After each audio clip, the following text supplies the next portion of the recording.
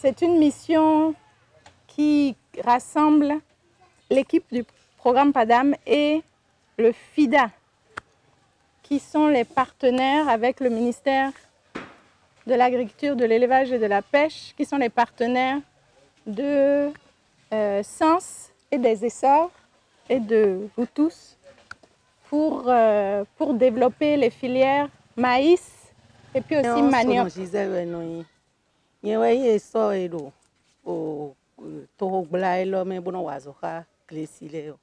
Donc l'essor Sono Gisèle a expliqué qu'elle a démarré le métier essor en 2018. Elle était entrepreneur sur la filière élevage, notamment la promotion du Zado, la production et la commercialisation des poulets Zado.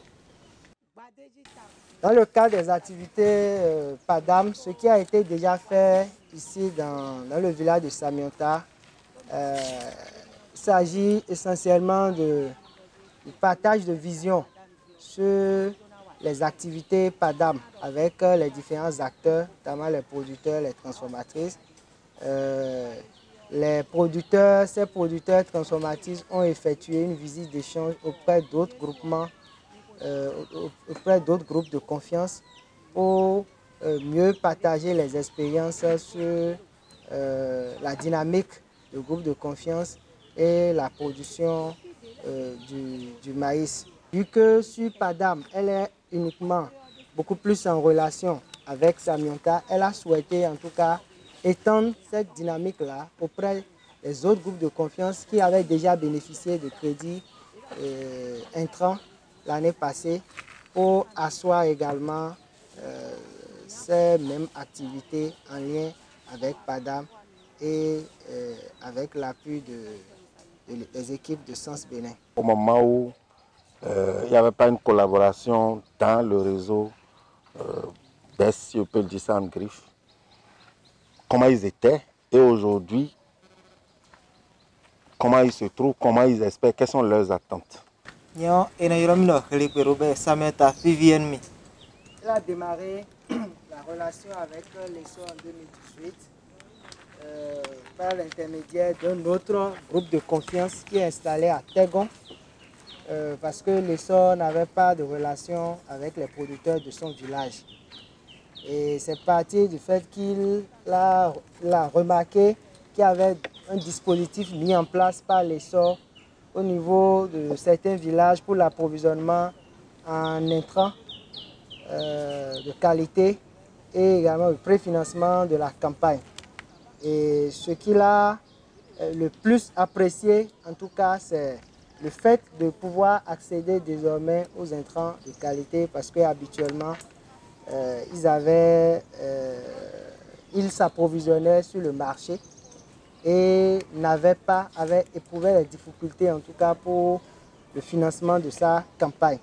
Donc cette relation avec l'essor lui a permis de pouvoir lever un peu ces goulots d'étranglement là. L'organisation autour des femmes est la même que celle autour des EFA. Donc le travail qui se fait essentiellement avec elles est l'organisation en groupe de confiance, mais les formations sur les process de transformation en divers produits dérivés. Pour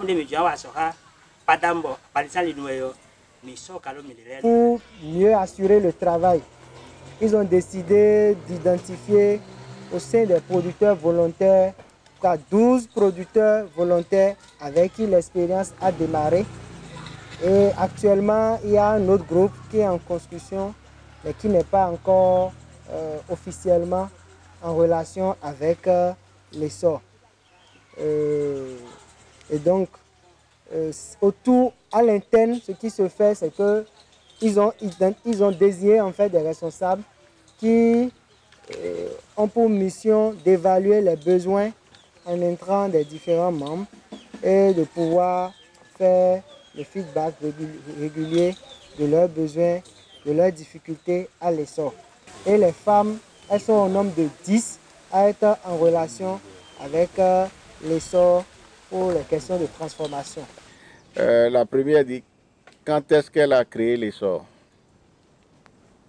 La seconde, quels ont été précisément les services qu'elle fournit aux producteurs. La troisième question, si elle a reçu des appuis de SENS ou de PADAM via SENS, quels sont ces appuis?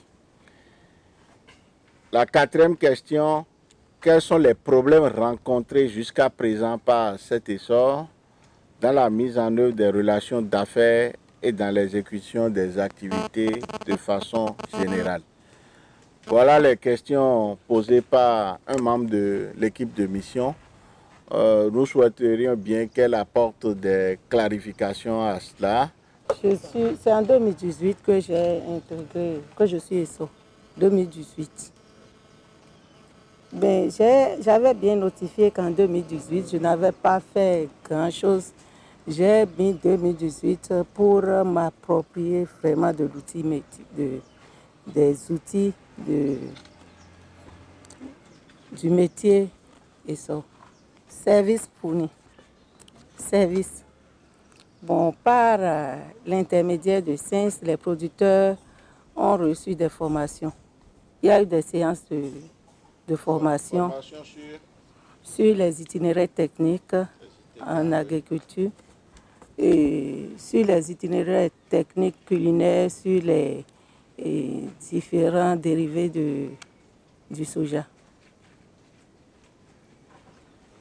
Quoi d'autre? Et la mise en place des intrants et aussi la mise en place du crédit campagne. Appui SENS. Oui. Nous avions aussi reçu des formations sur le métier ESSOR. Et il y a le fonds d'amorçage. Dans le cadre du PADAM? Non, dans SENS. Via SENS. Donc on se limite à formation. Ou bien il y a d'autres éléments que Oui, appui de SENS. Oui. Et SENS nous aide à faire la planification de nos activités. Exactement. La planification de nos activités mensuellement. Et nous sommes coachés par un conseiller qui est toujours présent dans nos activités. Il y a aussi l'accès au marché. Et SENS aussi constitue aussi un marché pour nous. Et entre nous et ESSOR, quand un ESSOR a un marché sous la main, il informe tous les autres ESSOR. Alors la dernière question. Les problèmes rencontrés. Quels sont les problèmes rencontrés jusqu'à présent par cet essor dans la mise en œuvre des relations d'affaires, dans l'exécution de ces activités en général? Il y a le fonds de roulement qui constitue un grand problème. Et pour l'accompagnement des producteurs aussi, il y a le fonds de garantie au niveau des IMF qui constitue aussi un grand problème. Les essais nous ont présenté globalement leur manière de faire et les problèmes qu'ils rencontrent. Maintenant, qu'en est-il en réalité des perspectives en fait, de ce qu'ils attendent du partenariat? Tout ce qui est perceptible, là, je vois que ça tourne autour des formations, parce que la bonne gouvernance au sein de nos groupes de confiance. La bonne gouvernance et comment développer le marché. C'est peut-être vrai qu'il y a des difficultés autour de la mécanisation. Mais au jour d'aujourd'hui, il y a quand même des alternatives à encourager. nous avons l'Agence nationale de mécanisation agricole, l'ANAMA, qui aujourd'hui fait un travail assez formidable, aussi bien dans l'identification des équipements et matériels agricoles à acquérir, les caractéristiques techniques de ces équipements, l'identification, l'adaptation aux zones agroécologiques, parce que c'est également de ça qu'il s'agit. Est-ce que ce tracteur est adapté à la commune de Savalou, aux terres de Savalou, aux terres de Dassa, aux terres d'Alada, etc. Ils font un travail formidable là-dessus. L'autre chose, c'est qu'il y a un service après-vente qui est assuré. Actuellement, ils ont un processus de formation de tout ce qui est mécanicien mis à disposition qui sillonne l'entièreté du pays pour réparer les équipements qui sont en panne et essayer de suivre avec ces derniers ces différents équipements. Il serait bien que vous mettiez en contact avec cette structure. Je crois nous, on est en collaboration avec l'ANAMA. La directrice de Saint s'est informée et pourra prendre des dispositions également pour vous faciliter l'accès et la maintenance de vos équipements. Nous avons aujourd'hui le FNDA qui offre des possibilités aux entrepreneurs de façon générale. Et tout ce qui concerne matériel et équipement est confié en fait à l'ANAMA. Il suffit de passer par un canal, déposer un dossier et vous êtes, je crois, bénéficiaire de près de... En tout cas, vous avez une réduction de près de 50 ou bien 75% pour pouvoir acquérir le matériel. Dans tous les cas, il serait intéressant d'aller discuter autour de toutes ces questions avec l'ANAMA. C'est une opportunité qui est là. Ce qu'on a retenu avec eux, c'est que les partenaires ou les bénéficiaires du PADAM n'enverront pas une à une des demandes, d'accord, mais on peut centraliser l'ensemble des demandes sous forme d'une, on dit par exemple, les acteurs accompagnés par SENS Bénin, et à travers le canal du PADAM, voilà leurs demandes et on suit. Donc il y a cette possibilité, vous avez le contact du DG ANAMA, rentrez, il est très convivial, il discute très bien, il n'aura pas de retenue pour vous donner les précisions nécessaires.